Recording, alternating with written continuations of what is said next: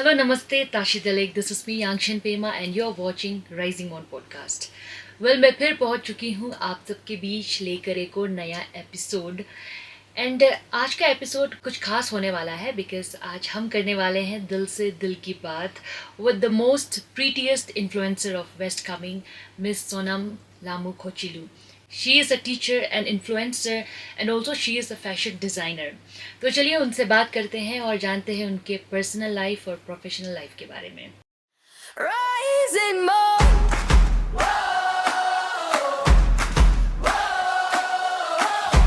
सोनम जी, आपका बहुत बहुत स्वागत है Rising Moon podcast. Thank you for having me here. तो सोनम जी, सबसे पहले let's start by knowing a bit about you. तो आप अपने बारे में हमारे व्यूवर्स को बताइए. Hi, my name is Sonam Lamu Khochilu and मैं currently as a teacher work कर रही हूँ. I also do content creation बीच बीच में and also fashion designing. I have my own brand केंगबू के जो अभी मैं स्टार्ट कर रही हूँ. And I am from Dirang, Namshu, वहाँ से हूँ मैं. Since you are a fashion designer, तो सबसे पहले हम जानेंगे आपका ये जो फैशन डिज़ाइनिंग में जो इंटरेस्ट है वो कैसे डेवलप हुआ. एक्चुअली काफ़ी बचपन से I really liked fashion. As you can see, मैंने आज ये आउटफिट खुद से बनाया है फॉर दिस पॉडकास्ट स्पेशली.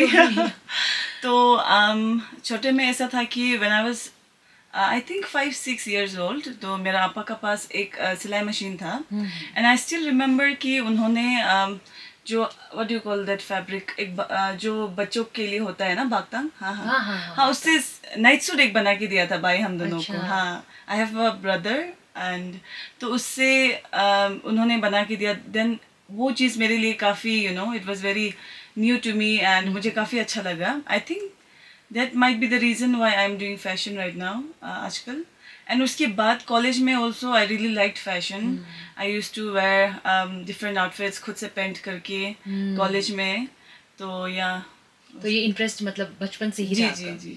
ओ, तो ये पापा ने बना के दिया था आपको हाँ जो हाँ भी हाँ नाइट सूट? हाँ. ओके, तो पापा को भी आता है थोड़ा बहुत. हाँ. अभी तो बिल्कुल नहीं, because he wants me to sew his clothes. Okay. और मैं ये भी जानना चाहूँगी कि आप टीचर भी है, तो आप कैसे मैनेज करते हैं, बैलेंस कैसे कर पाते हैं आपका जो ये फैशन डिज़ाइनिंग है एंड टीचर दोनों साथ में? इट्स रियली हार्ड, लेकिन ऐसा है ना, जो चीज़ आप पसंद करते हो तो उसके लिए कुछ ना कुछ करके फिर टाइम निकल ही जाता है. तो मैं दिन में बच्चों को पढ़ाती हूँ, उसके बाद शाम को I do all the stitching. बीच में तो काफ़ी अनहेल्दी भी हो गया था because I use to sleep. मतलब सुबह का 2-3 बजे को ही मैं सोती थी, फिर उसके बाद फिर सुबह उठ के क्लास करती थी. तो काफ़ी मुश्किल काफ़ी मुश्किल. हाँ. एंड जो लोग फैशन डिज़ाइनिंग में इंटरेस्ट रखते हैं, जो लोग यंग विमेंस लोग, तो उनका क्या सीन है? मतलब यहाँ पे जो वेस्ट कामिंग में स्कोप कैसा है फैशन डिज़ाइनिंग का, अगर वो परस्यू करना चाहते हैं तो आगे as a I profession? Think west coming में तो स्कोप नहीं है because me being from here. Because मैं भी कहीं भी फैशन मैंने अच्छे से नहीं सीखा है.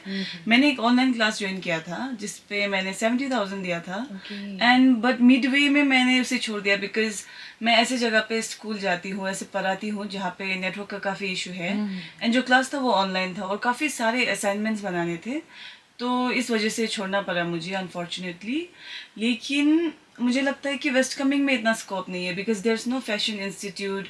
यहाँ कहीं भी आप जाओगे तो आपको एक टेलरिंग का कोर्स भी नहीं है. तो इफ़ यू वांट टू, अगर यहाँ के जो वुमेन्स है अगर उन्हें सीखना है तो आई फील लाइक कि यहाँ से बाहर ही निकलना होगा. एंड अगर मेरे पास टाइम मशीन होता तो मैं भी शायद उस समय थोड़ा अपना पेरेंट्स को ज़्यादा फोर्स करती टू परस्यू दिस करियर. हाँ. तो यहाँ पे तो आई डोंट थिंक सो है. हाँ. एंड आपने बहुत सारे इवेंट भी किए होंगे. जी. तो आपका एक्सपीरियंस कैसा रहा है इवेंट्स को लेकर? इट वाज वेरी हेक्टिक क्योंकि इवेंट्स ऐसा है कि आपको काफ़ी सारे आउटफिट्स बनाने पड़ते हैं. तो मैं अकेली, आई am the only one. And ऐसा है कि मेरा स्कूल, जैसे कि मैंने पहले कहा, तो स्कूल के साथ आई हैव टू मेरा जो रूटीन है उसे हाँ वो करना पड़ता है, थोड़ा एडजस्ट करना पड़ता है. तो but my parents are really supportive. तो my father is really supportive, my mother also. तो उन्होंने हेल्प करके ही मैंने अपना जो जितना शो है उसे अच्छे से किया है. रिसेंटली मैंने सुना है कि मंडाला फेस्टिवल में आपने किया था शो. तो एक्सपीरियंस कैसा रहा वहाँ का? ओह माय गॉड, बहुत खतरनाक था because it was so cold and I think if if I am not wrong शायद 15 या 20 डेज पहले ही मुझे हाँ एक कलेक्शन बनाने को कहा गया था। तो उस कलेक्शन के लिए आई वॉज रियली एक्साइटेड, लेकिन मुझे 21 या 22 आउटफिट्स बनाने थे and which is not easy क्योंकि मैं अकेली हूँ। तो आई हायर्ड सम टेलर्स, लेकिन ज़्यादा जो कपड़ा था वो मैंने ही स्टिच किया एंड देन स्केचिंग फिर डिज़ाइनिंग।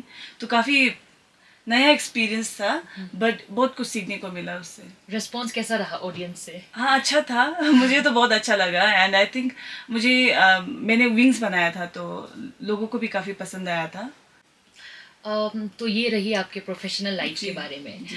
तो आपको और थोड़ा बेहतर जानेंगे हम आपसे आपके पर्सनल लाइफ के बारे में थोड़ा पूछना चाहेंगे। जी। So since you are not married, हाँ हाँ। तो आपका लाइफ में क्या सीन है प्यार को लेकर?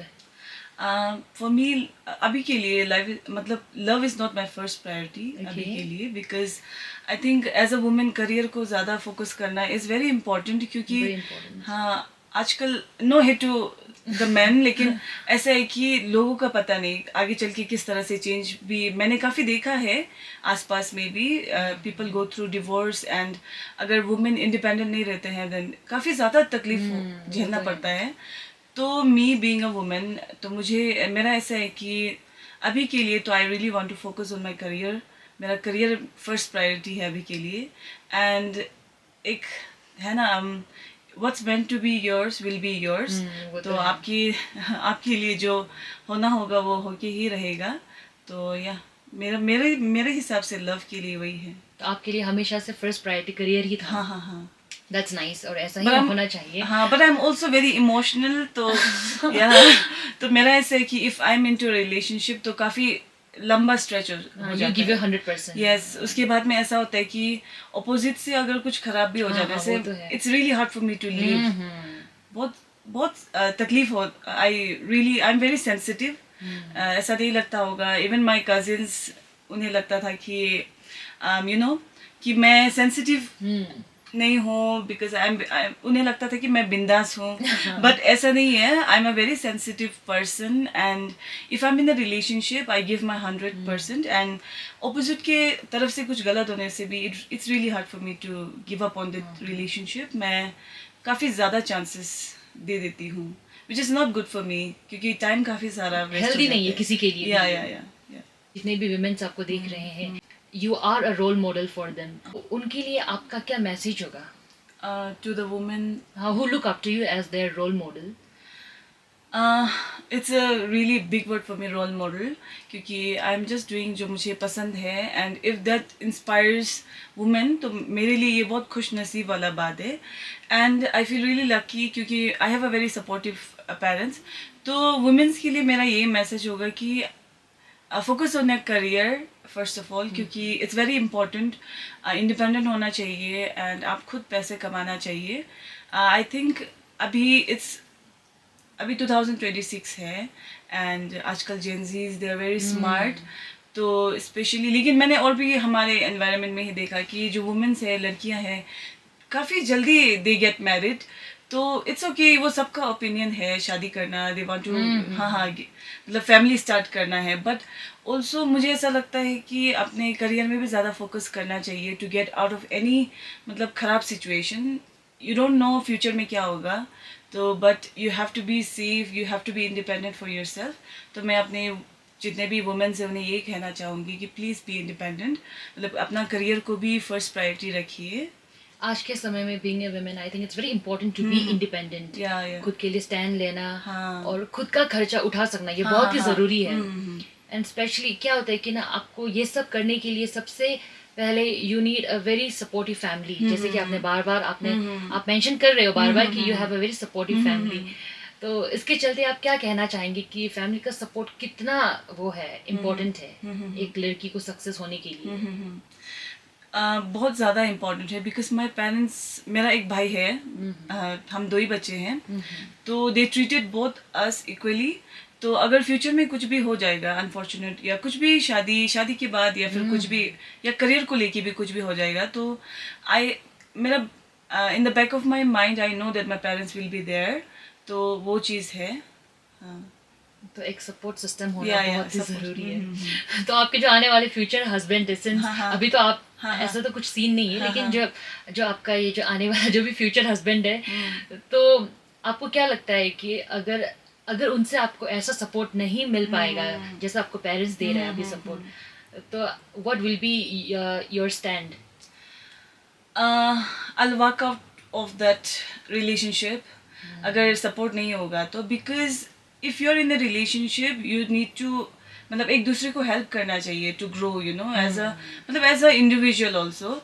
अगर Very मेरा true. हस्बैंड है, if he wants to do something that he loves, then I'll be there to support him, and vice versa. तो मैं अपना जो पति है उससे भी यही सपोर्ट, मैं उससे भी यही सपोर्ट एक्सपेक्ट करूँगी. तो if अगर ऐसा नहीं होता है, then that relationship is very toxic. So you'll be brave enough to walk out of that relationship. Yeah. जो मेरे लिए काफी मुश्किल है, by the way, because I stay and yeah, but शादी इसलिए I'm really scared to get married, to be very honest. Because I know myself कि एक बार घुस गई तो it will, yeah. It's very difficult. So to the men who are watching this, so I hope you got your answer. हाँ, support me. हाँ, लेकिन supportive husband भी होना बहुत जरूरी है शादी के बाद. जितना सपोर्ट जो पेरेंट्स करते हैं शादी से पहले, उतना ही सपोर्ट शादी के बाद हस्बैंड को करना बहुत ही ज़रूरी है. क्योंकि शादी के बाद क्या होता है कि विमेन के लिए सब कुछ उनका हस्बैंड ही होता है. Okay, it was really nice talking to you. तो अब हम करेंगे एक रैपिड फायर राउंड. जी. I hope you are ready for that. Yes, I'm ready. Super ready. Okay. Super ready. Okay, Sonam, since you love working out, right? और I think आप कोई भी दिन मिस नहीं करते हो. हाँ, मतलब रेस्ट डे है, बट वीक में 5 times. तो बहुत ही कॉन्शियस हो अपने बॉडी को लेकर. हाँ. So इसी के चलते मैं आपसे पूछना चाहूंगी कि चीट मील और स्ट्रिक्ट डाइट. अभी के लिए स्ट्रिक्ट डाइट, कभी कभी cheat meal, it's okay. Then what will be your cheat meal? Local सब्जी छुरा कामता. Okay, that's your cheat meal. Yeah. And strict diet? Strict diet, आप क्या फॉलो करते हो? मैं 2 रोटी, चिकन ब्रेस्ट एंड कुछ चना.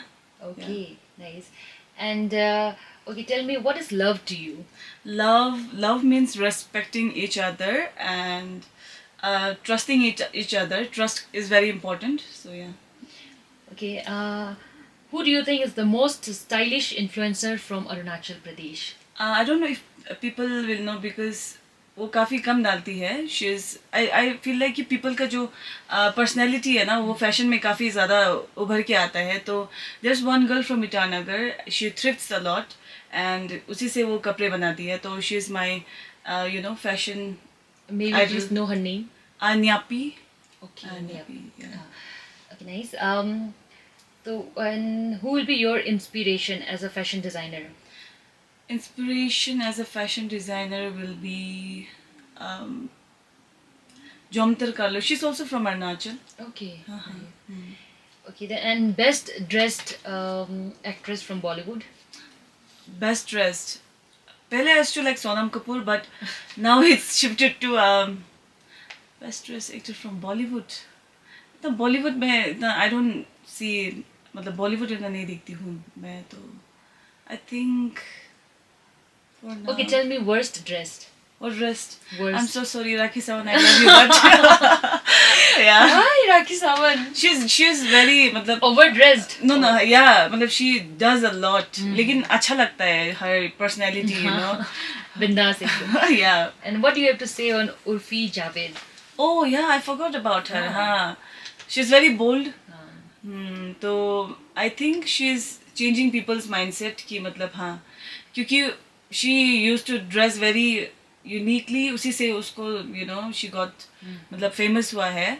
तो I feel like it's working for her to dress like that. So since you're a fashion designer, so now I would like to ask you, how would you rate my outfit today? It's good. Pink. This is very pretty. I don't know if I can rate you क्योंकि you're very pretty as well. तो आपका outfit अच्छा है because blue and pink goes really well together. Okay. Thank you. By the way, you're looking amazing, and Thank I you. really loved your outfit. Thank you. Or अगर आपको कोई order देना चाहते हैं अपना जो भी है अपना पसंदीदा जो भी कपड़ा, तो आप ऑर्डर्स आप लेते हो? जी जी, मैं लेती हूँ, लेकिन काफ़ी कम लेती हूँ because I want to give, मतलब थोड़ा हड़बड़ी में I don't want to do things. Okay. Usually I work like that, लेकिन अभी आई एम थिंकिंग टू सोचूं कि किस तरह से मैं डिज़ाइन करूँ, फिर स्टिच करूँ. तो it takes a lot of time for me because I am the only one. Okay. तो I take orders. If you want to order then you can Yes, please. You can text me on Instagram. Okay, moving on, मैं आपसे ये जानना चाहूँगी कि fashion designing को लेकर आप इसे आप आगे लेकर जाना चाहते हैं, या बस ये अभी टाइम बिंग के लिए आप इसे ऐसे ही पार्ट टाइम के लिए आप देख रहे हैं? नहीं, मैं इसे आगे लेकर जाना चाहती हूँ. See, I come from a middle class family, so I don't want to pressure my parents. तो इसलिए भी I don't go to any fashion school because I share a story छोटा सा, if you have time then. No, of course we have a तो lot. ऐसा हुआ कि after college नहीं, after 12 I really wanted to join fashion designing. तो मैंने NFT के बारे में सुना था, तो I told my parents, but also I don't wanted to force them, क्योंकि मैंने फीस स्ट्रक्चर भी चेक किया था. उस समय में 40,000 समथिंग था the fees, and I am not the only child, so I don't wanted to force my parents, क्योंकि उनके लिए भी काफ़ी प्रेशर होता है. एंड तो इसलिए मैंने ज़्यादा फोर्स नहीं किया. उसके बाद मैंने कॉलेज किया सिंपल. हाँ, ये क्या बोलते हैं, what do you call this, college यही बॉम्डिला से किया है, गवर्नमेंट कॉलेज से. एंड उसके बाद अपना मास्टर्स एंड देन BEd किया है. उसके बाद लाइफ हैपेंड. उसके बाद फिर, लेकिन आई रियली कहीं ना कहीं पे I really wanted to do fashion as a career. तो उसके बाद मैंने सिलाई मशीन खरीदा. My mom, she gave me 5,000 rupees, and मैं उस समय में I used to sell thrifted clothes. उस समय में काफ़ी, मतलब लोगों को पता नहीं था अबाउट ऑनलाइन थ्रिफ्टिंग ये सब का.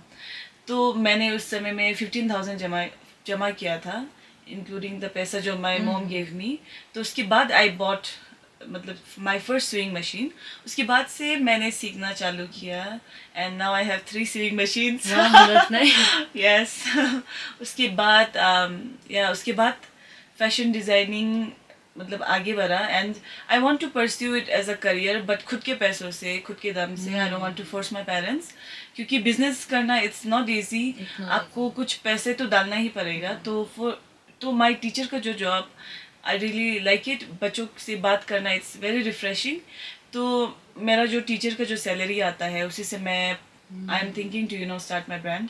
उसी से, वही मेरा सपोर्ट सिस्टम है फॉर नाउ.